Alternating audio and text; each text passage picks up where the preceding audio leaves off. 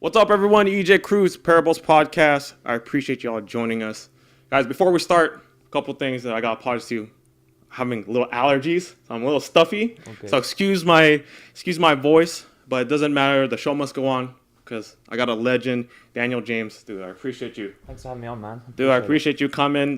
Dude, I don't do remote, as you guys could tell, so you guys came here, so it says a lot. I appreciate so much that you guys taking the time out of your guys' busy day to come here and to spread your story and again, to make the impact. Our goal here is to really share the conversation, and hopefully people can definitely take away something from it and, use it towards whatever they're trying to do. I appreciate you having me on, man. Dude, so dude, we were talking about earlier, dude, we have mutual friends. We do. Yeah. We do. Some big names. Yeah. Got big shoes to try and... No. Dude, so we have mutual friends, and I was telling him right before the recording, it was only a matter of time before we met, whether you got on the podcast or not, you know what I mean? Exactly. But you know what? Those people that are mutual friends that we share, they have nothing but great things to say about you. Everyone I asked them, I says, dude, I got Daniel James coming to the podcast. Like, oh man, he's like, dude, he has an incredible story. He's such a good guy. Like, it's gonna be good. So, dude, I'm very excited. Dude, another thing too, I knew you had an accent, and I was scared that I wouldn't be able to understand you. But dude, it's actually perfect. Well, I'm glad, because a lot of people think I'm Australian. Oh, okay. So okay. That's not a good introduction to my world, because the Brits and the Australians, we're like this. Oh yeah, is it? Yeah. So I mean, I think I don't talk a lot on my social. I haven't spoke a lot on my social, so like people who know me just through social probably don't know I have an accent. Like obviously my friends do and all that sort of stuff. Yeah. Like unless. So I'm going to be doing more. So this is the introduction. I'm British. See, there we go. Yeah. It's out there. Dude, that's funny you said that, because right before you guys came, I was actually going through your social, and I wanted to, because I had to just remember from our phone call, and I was thinking to myself, man, how heavy is it? Because I was just afraid I might not be able to understand. We'll translate for you. We'll put subtitles on. No, dude, it's perfect, dude. Dude, it's perfect, man. So, dude, let's talk about this, your story. I hear like you have a lot to share. You've been through a few things that could be of value to other people who are listening. So let's kind of talk about kind of where you grew up and kind of just flow from there. Yeah, definitely. So I was actually born in Scotland. Okay. So I only lived there for like a year, so I'm not Scottish. Okay. Just in case Scotland want to claim Make that clear, everybody. Yeah, I'm not Scottish, not Australian, British. So I grew up in Scotland. I was there for like a year. And then I grew up in like this remote coastal village in the north of England. There was nothing around. There was nothing to do. I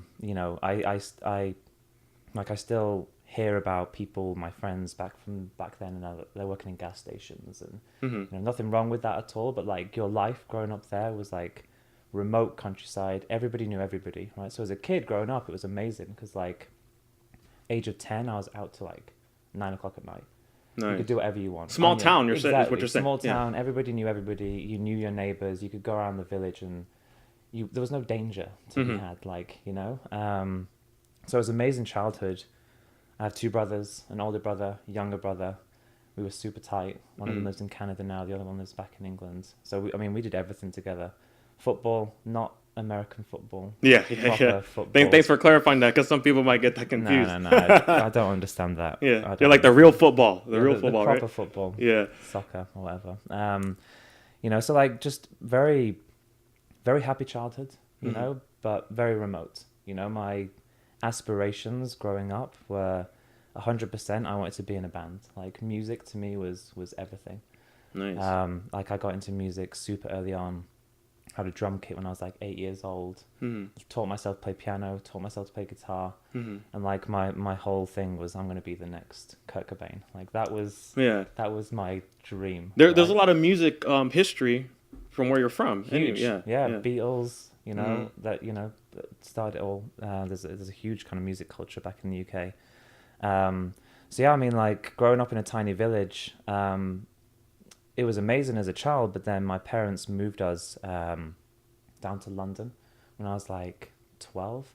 I went to boarding school for a while, so I kind of lived away from my parents at a pretty young age as well. They were kind of off doing their thing, traveling a little bit. My dad worked abroad, so I went to boarding school, which was a strange experience, because like you're at a young age and you're having to figure life out a little bit for yourself. Mm-hmm. You know, because you don't see your mom and dad, and You're kind of just I think it makes you grow up a little bit quicker. Mm-hmm. I was fortunate because my older brother went there, so I was looked after. Okay. So no one messed with me. Uh-huh. So, you know, after boarding school, we moved down to London, which was a weird period because, like, there's a north-south divide in England. Like, the northerners kind of like, it's not like a bad thing, but like there's north-south divide. Mm-hmm. So I moved down there and like, you know, it was like an isolated time for me because like you move down, nobody knows you. You're like this new kid on the block. Yeah, like a brand new world, brand new community. What age? What age was this again? It's like by the time I moved down, like 14. 14. Okay. Yeah. The whole family too moved down there, right? Okay. The whole family. So, you know, it was I was an awkward teenager into my music, a little bit kind of like internalized. Mm-hmm. You know, didn't make friends super easy. In a brand new school from a tiny little countryside village into this massive, big, comprehensive, like hundreds of people.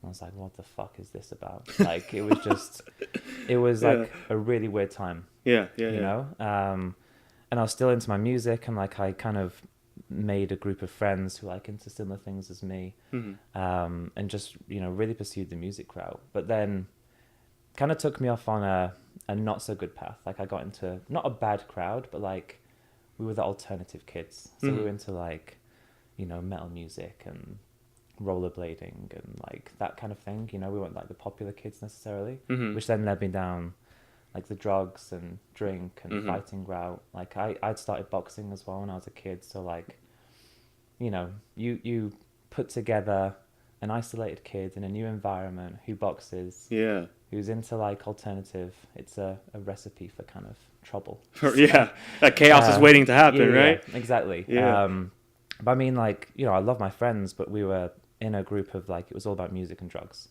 basically. And this wasn't when drugs like marijuana was legal. This was back in England, and that kind of led to, you know, worse stuff. I don't want to incriminate myself on a podcast. Yeah. I wasn't any kind of drug dealer or anything, but it, you know, it definitely stuff you're not proud of. It sounds like, right? Stuff I'm not proud of, but at the same time, like, wouldn't change it. Of course, because like it made me who I am. It also, I feel like, got a lot of that stuff out of my system at a really young age. Exactly. But it's kind of scary for me now. I've got an 8-year-old daughter, and in not many years from how old she is now, I was doing stuff that I think, if you're doing that, like, holy shit. She's going to be exposed to it eventually. Which is kind of scary. Yeah, it is. Yeah.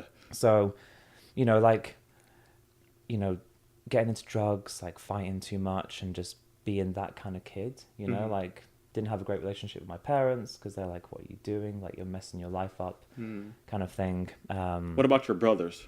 Were they kind of doing the same thing a little bit, or were they kind of like, Daniel, what the heck are you doing? Not really. My older brother's very different to me. Oh, kind okay. of like kind of like the polar opposite siblings. Yeah, definitely. He's the sensible one.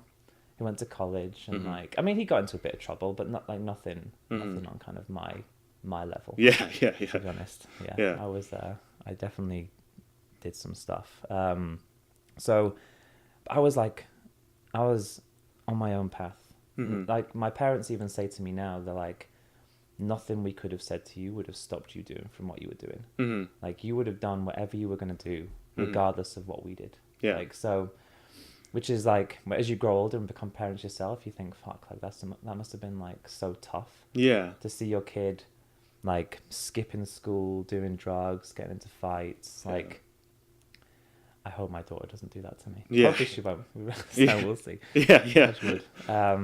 So, you know, like it was, I didn't have many things in front of me other than my band. Like, my band was the only thing that kept me kind of going. Like, I worked at like retail stores, which I kind of liked. Like, looking back, like, I always liked the visualization of working at, like, I was working in a sneaker store whilst that, because I dropped out of college. I went to music college for a while, but I dropped out of that. Just fuck it. Like, I don't need this kind of attitude, you know? Which was a bit of a shame because I loved music, but I just felt like I didn't respond well to authority. Yeah. Like, being told, be here at this time, sit in this class. Yeah. I remember it was jazz week, and I was like, I fucking hate jazz. So I'm just not going to go to these classes. The music school, they like expose you to different types of music. Yeah, like, they did. Okay. And like looking back now, I was learning from like Alice Cooper came in to our class one day, and the drummer for Red Hot Chili Peppers came in to do like a drum seminar, and I was just like, oh whatever, like, you know, I was just doing my own thing. I didn't feel like I needed anybody or anything. Like I just wanted to be in my band, smoke my dope, do whatever, but you know, do my own thing. So it was Jazz Week, and I was like, no, I'm not doing this. So I didn't go, and I basically didn't go back. So like that kind of ended, and just pursued the music thing. And I worked at the sneaker store with the drummer from my band. So we were like running this store and just talking about music all day, playing gigs. I mean, we were doing quite well. You know, we'd recorded a couple of like mini LPs. We were playing gigs. We were like not touring properly, but we were doing good. We had a decent fan base. Yeah.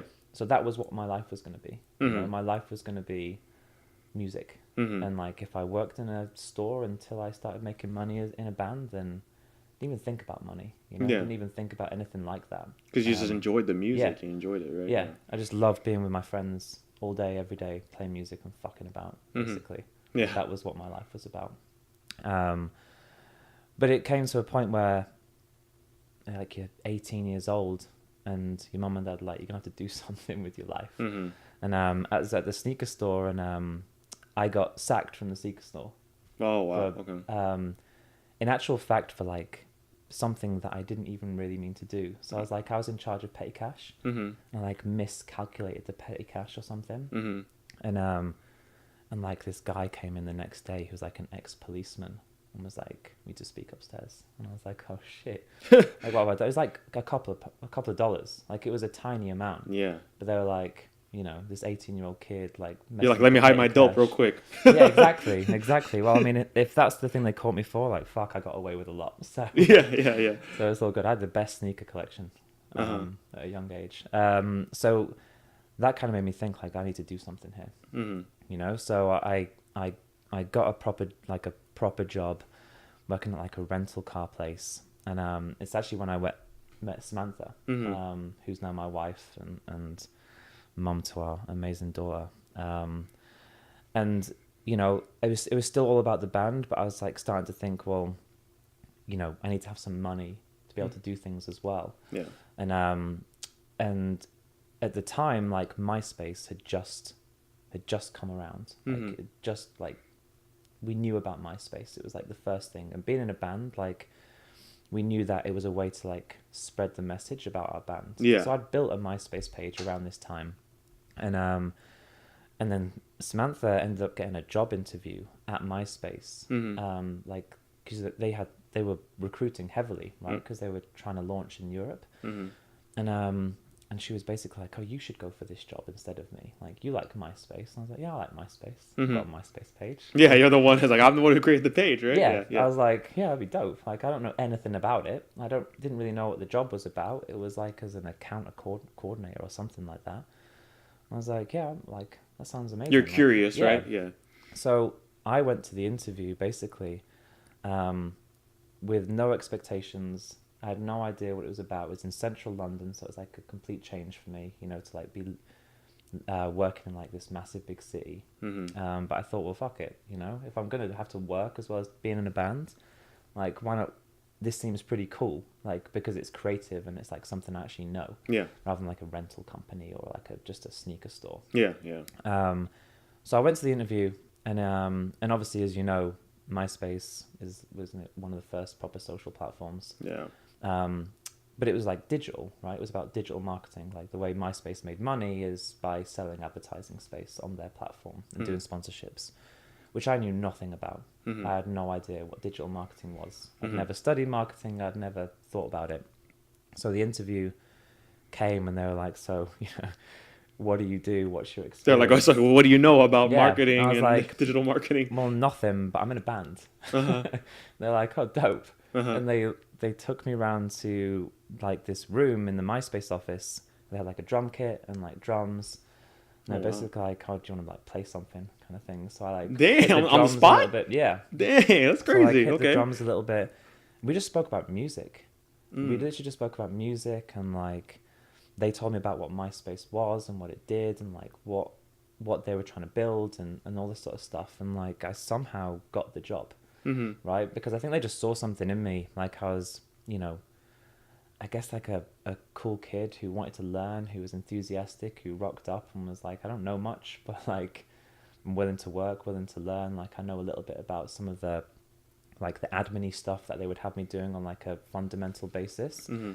So I managed to get this job at MySpace, which was like incredible for me. And it was the first time that I got exposed to what like digital marketing and advertising was. And it like off the gates, just like completely, like my mind was just all about that. You know, just the world of digital marketing and just advertising in general, and social media, right? Because I mean, we use the phrase social media now, and people think about Facebook and Snapchat and whatever else. Like the word social media wasn't around back then. It was just digital. Like, it was a digital platform. It was digital marketing. And like since Facebook and since that, obviously the media, they coin these terms to like make it easy to talk about things, right? So like now we think about social media, but back then we were kind of creating what social media was. And to be at MySpace back then in like 2005, 2006 or something like that, like to be in that environment where people were thinking, well, what else can we do? How else can we build this platform to encourage like social interaction? Like what can we do with this platform? It was like a really inspiring, and I learned so much. Like eye-opener too, right? Like you're able to be in that environment, like you said, because they were building too. They were just really taking off. Yeah, exactly. And opened up your eyes to lots of different things, I'm sure. Yeah, and looking back, like at the time, you're just like going along with it and soaking as much in. But at the like looking back on it now, it also taught me so much around like, you know, the way that they built stuff and released things. I was like, not everything has to be perfect to release it. Just get it out there and like tweak things. You know, they were all about rolling out new features, like new functionality, and just testing it. So it was like super exciting time to be there. They flew me over to LA to get training from their LA head office. Wow. Which as well, like I remember like flying over to LA on my own. You know, as a young kid, I was a little bit nervous of flying. So I got drunk on the plane, like landed in LA.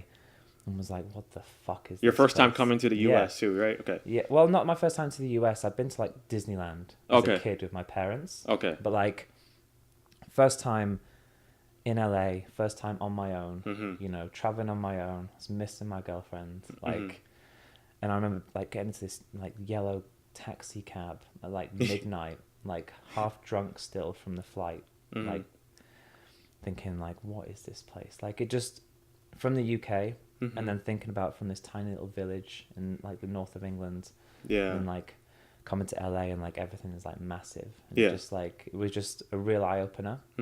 I stayed up at the Mondrian on Sunset for a couple of like I came over, like I was here for a long time for training, and Sam came over to meet me, and like from that day, like I remember clearly saying we were sat at the Sky Bar at Mondrian, and we were like, one day I want to live in LA and I want to run my own agency. Like this is what I want to do. Wow, kind of manifested or said it. Exactly. Yeah. And it literally has been from that point that it has been my everything that I've done since up until when I moved to LA has been to engineer my career to get me in a position to move to LA.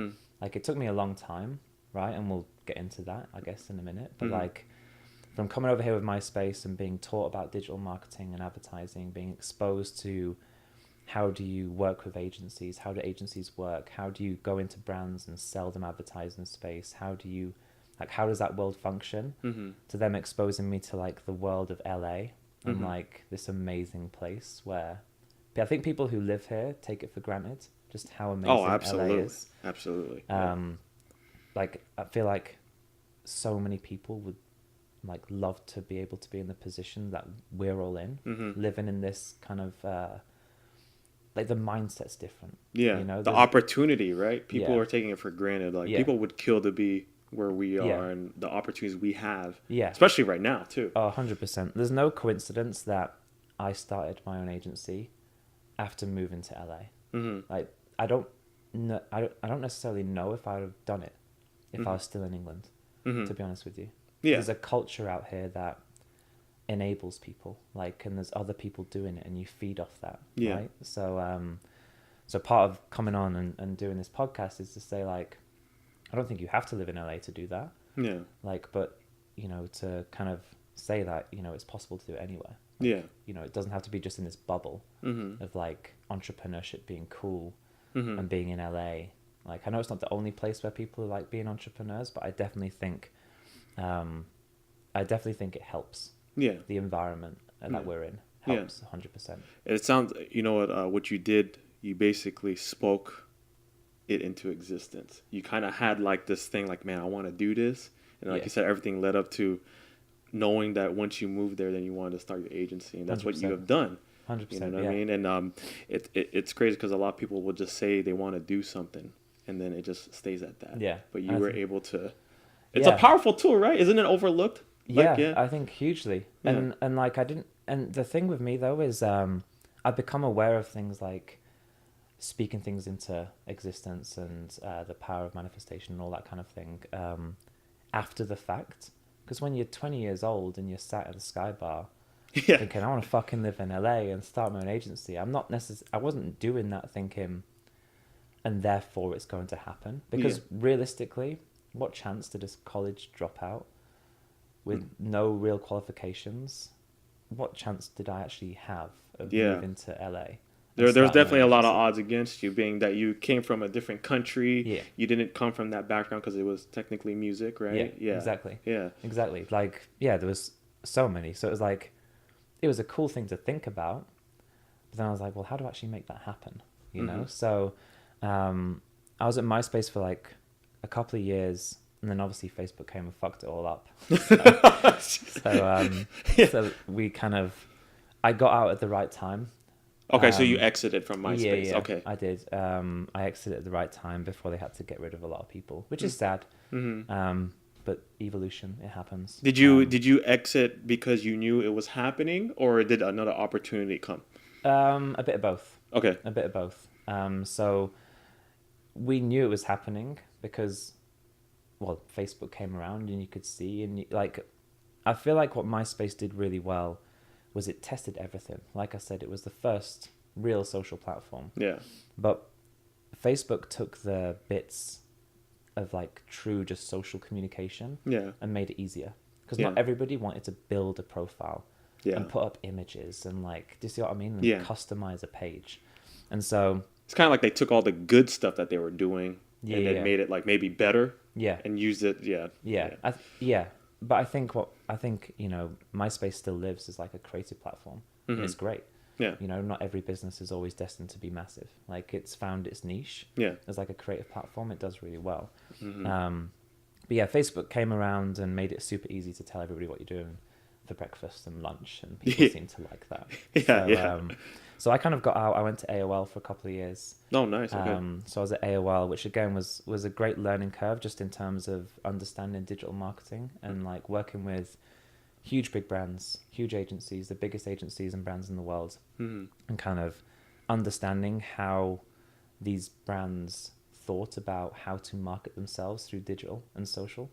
Obviously through the AOL platform, you know, we were running across those different channels. Great experience, met some amazing people, had a really fun time.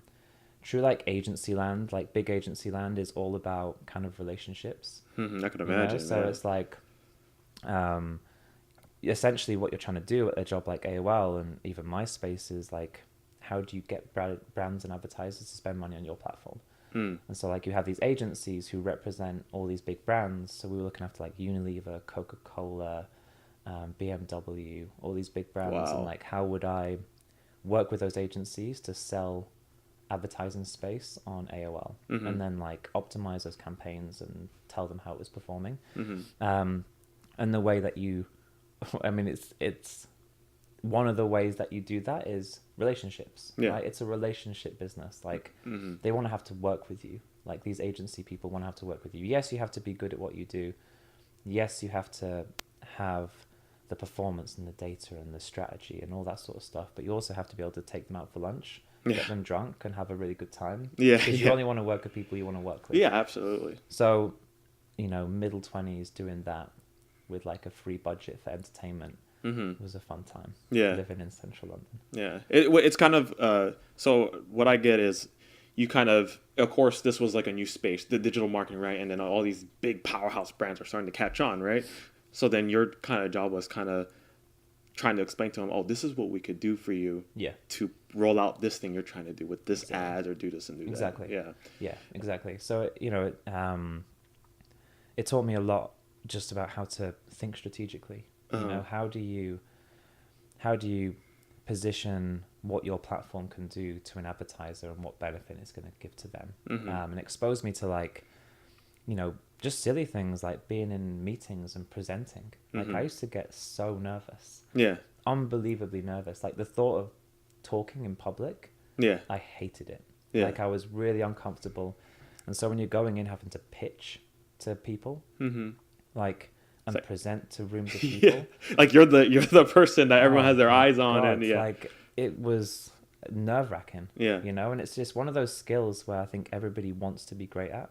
Like, absolutely. I'm no, like, massive public speaker, right? Like, in terms of, like, motivational stuff, but more and more, and these days, like, so much of my job is talking in front of clients, because you have to lead, right? Yeah, exactly. And, like, presenting, and you know, so I see, like, junior people that, like, work under me kind of, like, have the same nerves as they're going in to present, and it's like, I've been there, so it's like being able to coach people through that same scenario. That's amazing, man. It's cool because, you know, I've been there and was way worse than them. Yeah. I got through it, and you knew what it was like. Yeah. Exactly. So that was a great time, AOL, and it was like, you know, the landscape of digital marketing has been changing so rapidly. So, like, I've been in it for 15 years, which makes me sound super old, but I got in really early. Yeah, happy belated birthday, by the way. Oh, thank you, man. Yeah. Thank you. Appreciate that. 27. No, I'm joking. Older than that.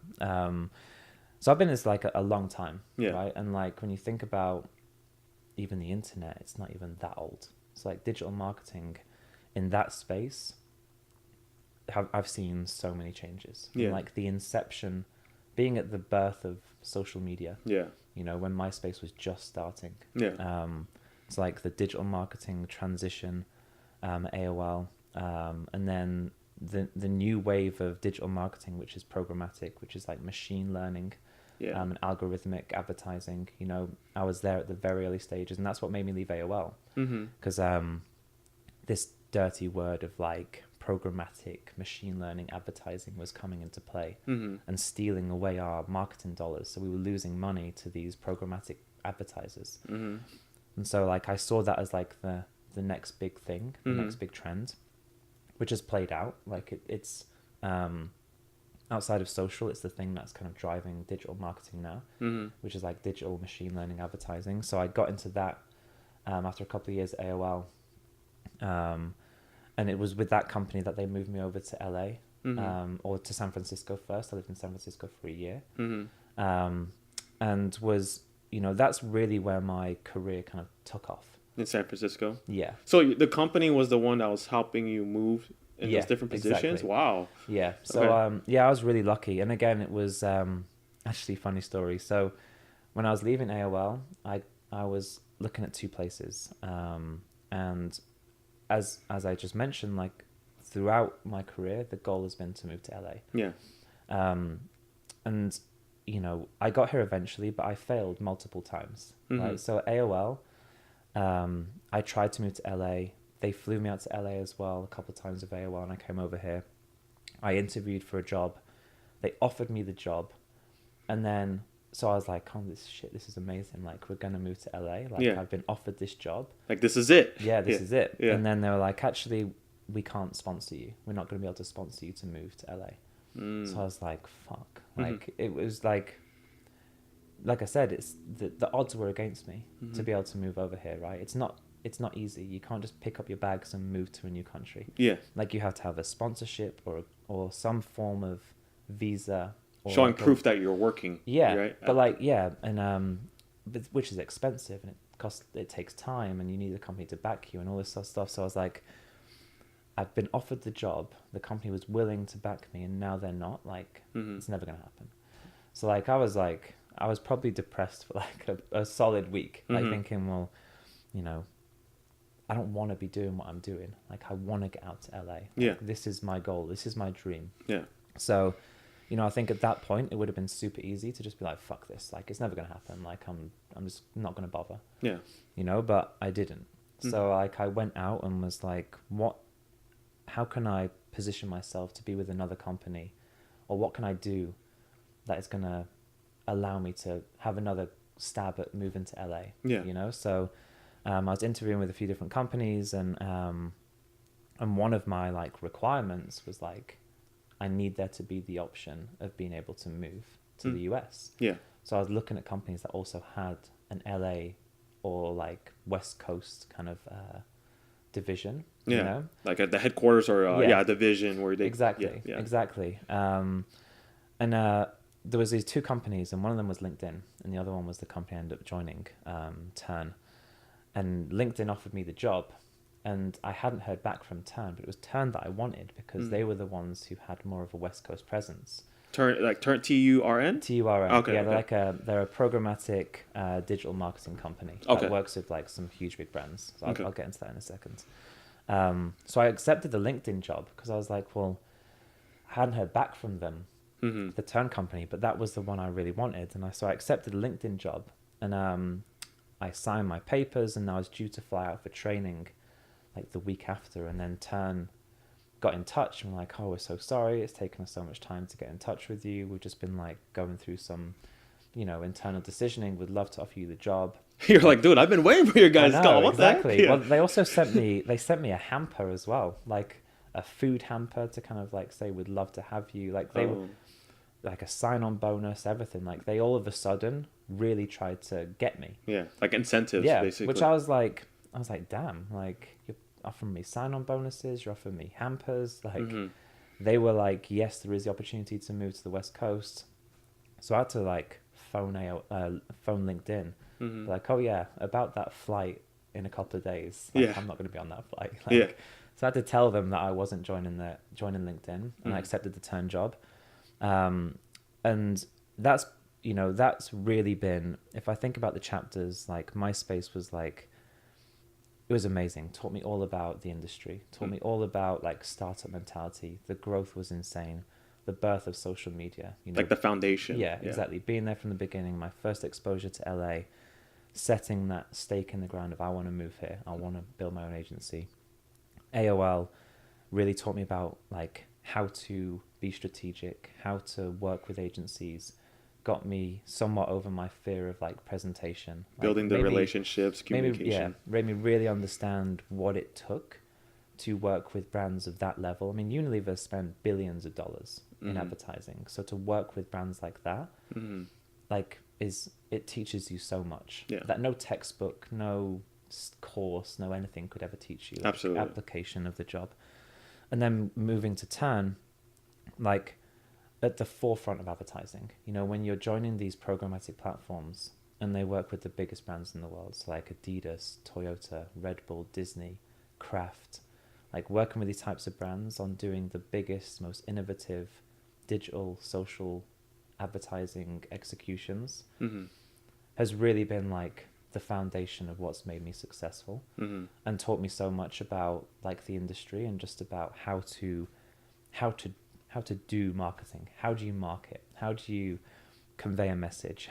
Because it's, you know, it's not just about the actual like the messaging, it's not just about the content, it's the technical application of that advertising. Not to get too techie about it, but like, you know, in this day and age, like where, you know, everybody is a social media marketer. Yeah. Like I kind of smile because it's like cool, and I want everybody to get theirs. I want everybody to be successful, but it's like me kicking a ball around in my backyard and saying I'm like a soccer player. You know, it's like there's the gulf in what, you know, I have learned and seen and worked with these big brands on, compared to like what a lot of people think of like marketing and social media marketing specifically is like insane. Yeah, there's a lot of more behind the scenes. It's unbelievable. More. Yeah, unbelievable. Like it blows my mind, right? Yeah. Which I think is, you know, thinking back to like our agency, Mint Marketing, it's like one of the reasons we're growing so quickly, and one of the reasons we're being so successful is when you take that experience of working with the biggest brands in the most high pressure situations, when you've spent millions and billions of dollars across like the social platforms and just digital marketing in general, and overseen the strategy of that, then when you work with brands who aren't quite spending the same amount as those brands but apply the same principles, like it differentiates you within the space, you know, because it's such a clouded space. Like I said, everyone's a digital marketer. Everyone I meet, which is like, okay.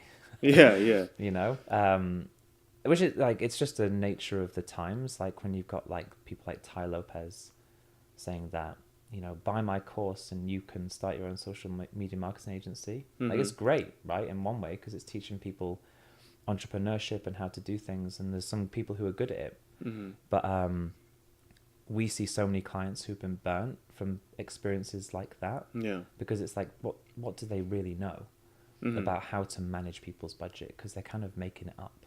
They're learning with your money. Like, so it's kind of crazy to me that there's so much of that in this industry. Well, and you have the experience, because we're talking about people who they relied on you in regards to the strategy and how you did stuff, and they're spending so much money. Exactly. And now you're working with people who are obviously not in the billions, like maybe you do, but you, like you said, you have the smaller clients. Not yet. No, there we go. I like that. I like that. Yeah. But then you're working with these smaller, you know, people, businesses and brands and stuff. Yeah. And you know what I'm finding very interesting about your story is every phase in your life, right? We're talking about when you first moved, and then MySpace, LinkedIn, and Turn. You definitely took something from all of that. Yeah. And now you've been able to create your agency, the thing that you always wanted to do. Yeah. And you've taken all of that and you use it to your advantage. And now you're doing something special. Yeah. I find what you're doing is amazing, because not only, you know, people just might think, oh, digital marketing, oh, it's building business. But there's a lot of people who use the platform to make an impact, like what I'm trying to do here. Yeah. You know what I mean?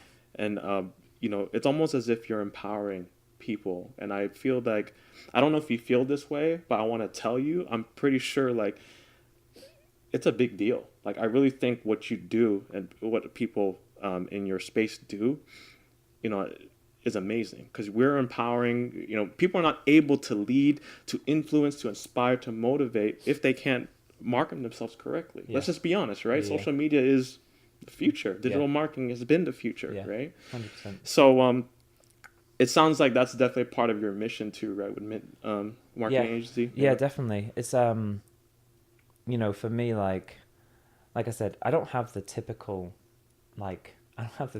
story. So like I was thinking about this on the drive down. Like I don't have when I was 5, I had a lemonade stand. I didn't. I played football with my friends and went to the beach and threw stones in the water. Like, I don't give a fuck.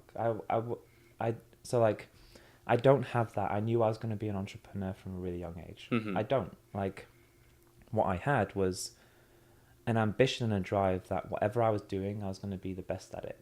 Like, and if I wasn't the best, I was at least going to work to try and be the best, right?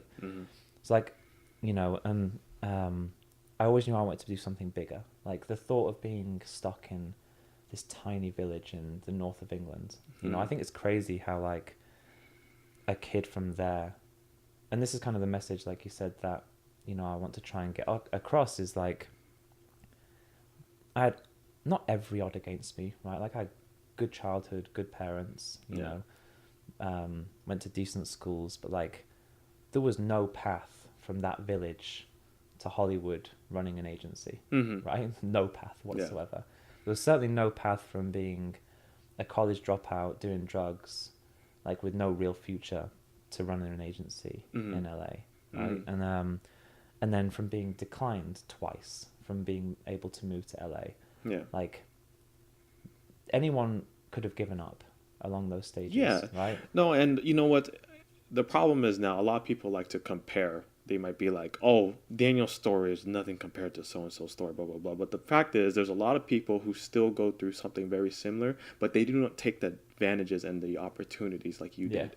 And you made something of it. Yeah. And now look at where you are now, man. Yeah. It's amazing, dude. Exactly. But, you know, like, it's the cliche thing, like, shit, if I can do it, then anybody can. I think, and it's like, again, like, you know, why I say, like, I don't have that classic entrepreneur story is because I feel like I could only be as successful as Mint is being and going to be if from doing what I'd done. Like, I had to go to MySpace, I had to go to AOL, I had to go to Turn and learn what it took to drive strategy for the biggest brands in the world. Like, without that, how could I be successful at Mint? Absolutely. You know, how could I go and advise these other brands on, like, I know exactly what to do because I've done it for 15 years with the biggest challenges that, frankly, brands of a slightly smaller level will never even have to think about. Yeah, like, I bet. Because they're not doing, like, hundreds of millions of dollars of advertising a year. And then, like, deadlines and just all that. Yeah. Like, the political landscape of, like, corporate advertising, marketing world is insane. Yeah. So, like, I kind of look back and think, like, you know, to have got to the positions I got to in that world and achieve the things I achieved and working with the brands I worked with is, like, incredible, you know, like, the best experience ever. And that is what teed me up to be able to launch my own agency with Samantha, obviously, with my wife, who I run it with, and be successful, because it's like we have that track record, we have that knowledge. And one of the coolest things for me is, like, you know, when you're working with Toyota or these huge brands and you do an amazing job, right? And you showcase that you move the needle and you did a really, like, you strategized their hundreds of millions of dollars in advertising spend. It's like, okay, you benefited their bottom line and their shareholders have got a couple of extra million, right? Like, cool, you know? But what we're doing is we're working with some brands where it's like, if I drive success and performance, if I change their lives because I'm making their businesses more successful, you know? So that's kind of cool for me, because it's like, if I can help these people through my skills as a marketer, through my agency's services, to allow them to fulfill their dreams as being a brand owner, like, it's incredible. So when we see the results we drive for people, you know, through social and digital marketing, and we can see that we're growing their business, and we can see that they can turn, like, their brand from a side hustle into, like, a full-time thing. You know, we work with big brands, we work with small brands, like, we have a good range. Yeah. So for the smaller ones, like, it's super rewarding, you know? Yeah. I bet you it's super fulfilling. Yeah. Again, like I said, it almost feels like you're in a position to empower these people. Yeah. And I bet you're just like, you know, you see these companies blossoming and just killing it, right? Exactly. So it's like that to me is incredible, as well as, like, I feel like I was given loads of chances in my life. Like, why the fuck would the MySpace people hire me? Why? Yeah. There was so many other people probably more qualified. But, like, Bill, one of the guys there who kind of was a mentor to me, like, incredible guy, super smart. He just took me under his wing, you know, and he was the one who was like, make sure you come out to LA with me so you can come and learn. And he brought me out, like, a couple of times, and, like, he really mentored me. And, like, I've had a couple of people like that throughout my career who it's been really recognizable that they have gone out their way to harness something they saw in me. Yeah. To guide you. Yeah, to make me better. So it's like, when I'm looking at recruiting for our agency, which we are, by the way, if anyone wants a job in social media. Did you guys get that? Yeah. So, like, when I'm looking at recruiting and just, you know, just in, like, everyday life, like, if you can give somebody or make a connection to help them get somewhere, or if you can give someone an opportunity, like, I'm all about that. And I think sometimes it's, like, not even a good thing, because it's like I overlook other things to try and give people platforms to, like, succeed, because I was given so many. You know? But I just think it's just something within me. you know, like. But no, it sounds like you want to give. You kind of want to give back. Is kind of what I'm getting. Yeah. Yeah. You know, Yeah. you people were there to mentor you, guide you. You know, Yeah. you feel super blessed and fulfilled at what you do and where you are today. You were able to make that dream happen that you wanted, that you spoke into existence, and now it sounds like you kind of want to give it back to somebody. 100%. And I like it's to round out the story. It's like I have to give credit to like probably one of the dudes up on this board. Yeah. Because when and I'll tell a funny story. So when I moved to San Francisco, like I'd heard about this brand Live Fit when I was back in England. And I actually remember. I'm looking at Sam here because she probably remembers well. But I remember trying to order something from Live Fit. From the UK. This was 6 years ago, maybe. Yeah. I think something like that. And I swear, like I tried to order but couldn't because they didn't have like shipping over to the UK at the time. But I saw an image of Fam, Famvu in like a magazine, and it was like black and white. I had chains around his neck. I was like, fuck. And then I saw Randall. I was like, they're living this like West Coast LA dream. And there's me in rainy England, like with a fucking umbrella up, like looking at these images. Thinking like, you know, I was doing some cool stuff. I was like creating a name for myself within marketing and advertising and digital. At the same time as thinking like, I want to be out there, like doing this. And then we moved to San Francisco, which was amazing. And I always knew that was like a temporary gap down to moving to LA. But Live Fit, we're doing a store signing in San Francisco. So there's actually it's actually on one of their YouTube channels, because like me, Sam, and my daughter Molly, and our dog Flex, we went and lined up to meet Vam, Tori at the time, who was an athlete of theirs, Randall, and so I was like a fanboy of these guys. I fucking laugh at, because now we're like, you know, homies, which is kind of crazy. But yeah, I met them, and then I saw them in the gym that night, and like helped them like take a picture of them, and they were both like shredded, and and it was like, in all honesty, I was in like a big company working with the biggest brands, doing amazing stuff, learning so much, like loving how my mind was developing as a strategic thinker for marketing. But it was meeting those guys, and then we carried on, you know, developing a friendship. And it was honestly the encouragement of people like Fam, and seeing people like Randall, who had started their own business. That was the first time that I'd really thought about entrepreneurship and you know, doing something for myself maybe. And then that, like, again, being in LA, like we were just speaking about earlier, so many people are like doing their own thing and living their own life. And I was like, I've never really thought about it, to be honest with you, like massively, because I wanted to be in LA and do my own agency, but why would I leave what I was doing? You were like comfortable, right? I was like at the forefront of digital, working with the best brands, like learning so much, surrounded by super smart people. I'd just been moved out to the West Coast. But you know, I think everything just happens at the right time. Like, again, without those experiences of working at those big corporate businesses, like I wouldn't be able to do what I'm doing now.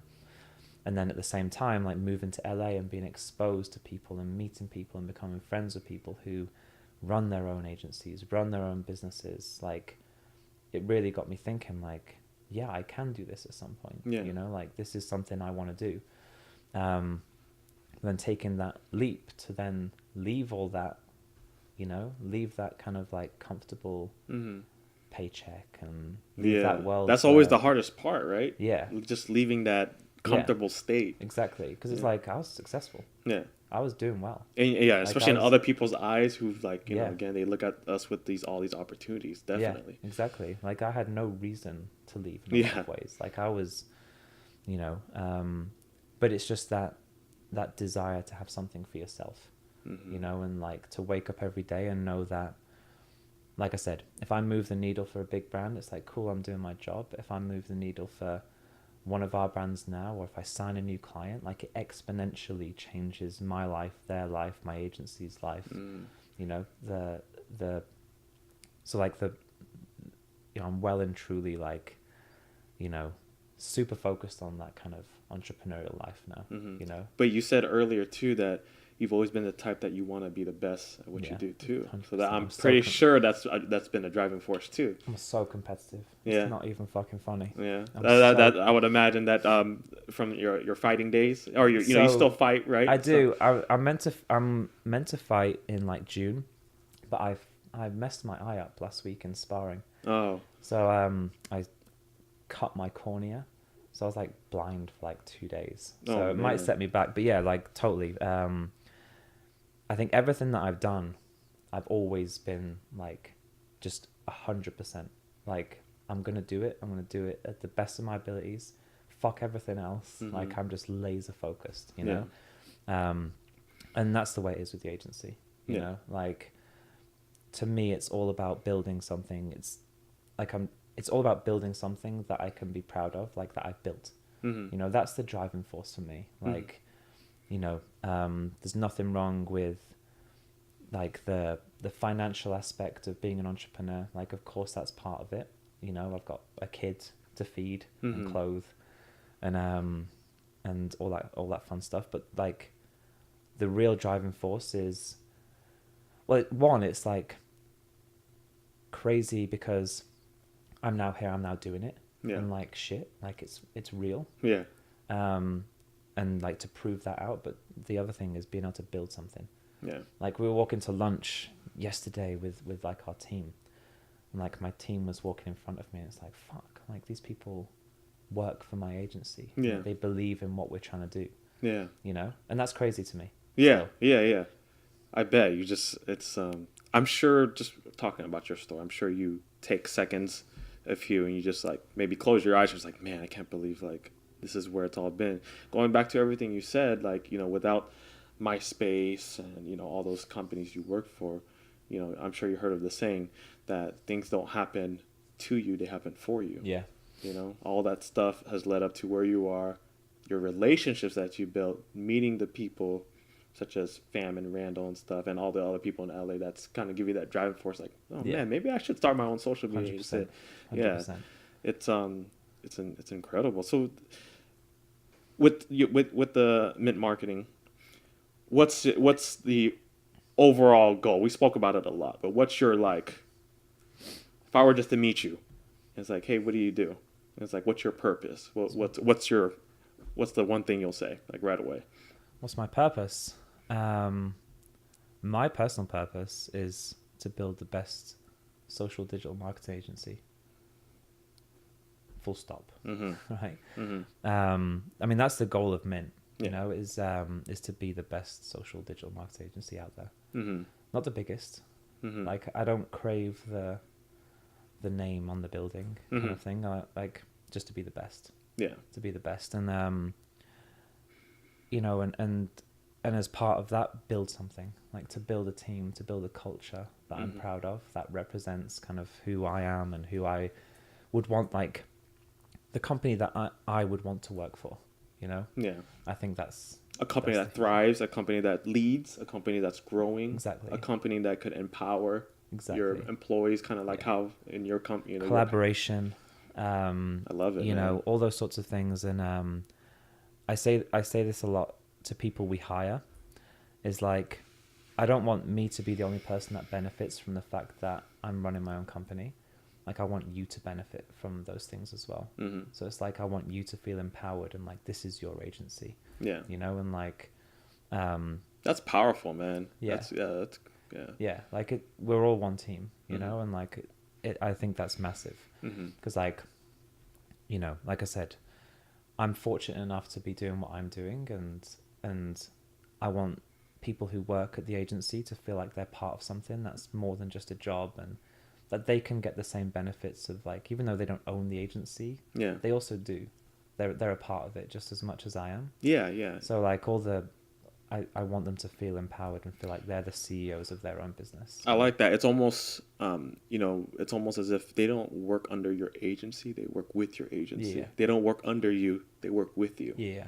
Yeah, 100%. and that's empowering, because not a lot of companies and structures have that. They don't have that platform to empower their employees. No, definitely not. And I think, again, like, it's one of the things, like, from working at companies like AOL and these other companies, like thousands of employees, like, man, like shit show, like the organizational like bullshit that happens is unreal.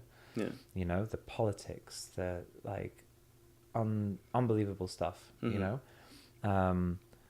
Like I was in a position once where like I got a new boss and like she was jealous of the relationship I had with one of my clients, so she tried to get me off that client because she wanted to own the relationship. I was like, for the good of you, not for the good of the business. Yeah. Either sides. And like, you know, so from being part of like these big companies where so much focus is put on like culture, like how can we create culture? Absolutely. And to me, it's like they'd send around these surveys, right? And it'd be like, how do you feel about the culture? What does the culture mean to you? I was like, what's this bullshit, man? Like, it just makes no sense. And I was like, to me, the culture it's not something, you can define it with like some buzzwords, right? And like you put your buzzwords up on the wall, it's great, like whatever. But it's how you live. It's how you approach every day. It's your mindset. It's the frameworks that you build your team on, right? It's the leadership. It's how they live their lives. It's how they conduct themselves. I think culture is what everybody brings to that company. You know, it's not something I can say, the culture is this and therefore do this. Yeah. Right? It's how I conduct myself. Yeah. You know, and so if I conduct myself in a way that allows for collaboration, allows for those sorts of things, then that supersedes itself and disperses itself amongst the team, and they live the same way. And if they don't, then they don't work there. Yeah. Right? Like, because culture and like a work environment where you have the right people is far more important than whether they're the best at what they do. Like, if they're the best at what they do, but they're a prick. It's not about skill set no more, right? No. Like, it is a little bit, of course, but it's more about the person too. Yeah, right? Definitely. Yeah. Yeah. So like, yeah, you know, having a good culture and building something that I can be proud of, you know, and that I'm given the same opportunities to people that I was given. And like, you know, there's a lot of knowledge in this head. So it's like being able to pass that on is super rewarding. You know? Dude, man, I love it, man. Dude, we're about to run out of time. Daniel. Oh, shit. Yeah. Dude. 3 minutes.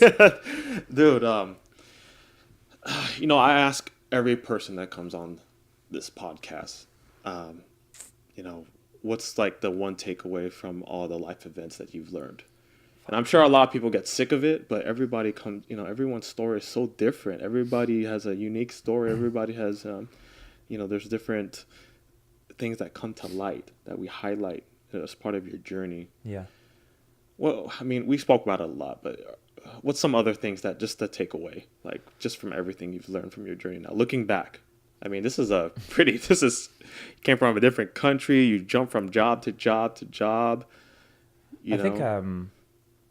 I think the biggest thing is like through everything that I've done, from like, you know, the failed attempts to move to the US, multiple failures of like trying to get job promotions, and then, you know, and just how hard it is to get something off the ground. Just not giving up. You know, if you're passionate about something and also like you're good at it, like I feel like you need to match those two things, right? Like, there's no point me saying I want to be the next Floyd Mayweather. I love boxing, but I'm not that good. Right? I'm good, but I'm never going to be Floyd Mayweather. So that's kind of setting myself up for failure, right? And so within a goal that is actually like within something you're good at, you know, to never give up. Like, I think that's the biggest thing. Like a realistic goal, you'd say? I don't know about realistic, because I think it wasn't super realistic in some ways for me to think I'm going to come here and run an agency that's doing like significant revenue. You seem to be like me. We set high standards for ourselves. Yeah. And sometimes our goals are so freaking outrageous. Yeah. But it's better to have that. It's almost like chasing perfection when you know perfection doesn't exist. Yeah, 100%. Yeah, perfection doesn't exist. Yeah. Because every time, and we say this all the time, when we first started Mint, we used to go out for dinner every time we signed a client to celebrate. And now it's just like, yeah, cool. Next. Yeah, yeah.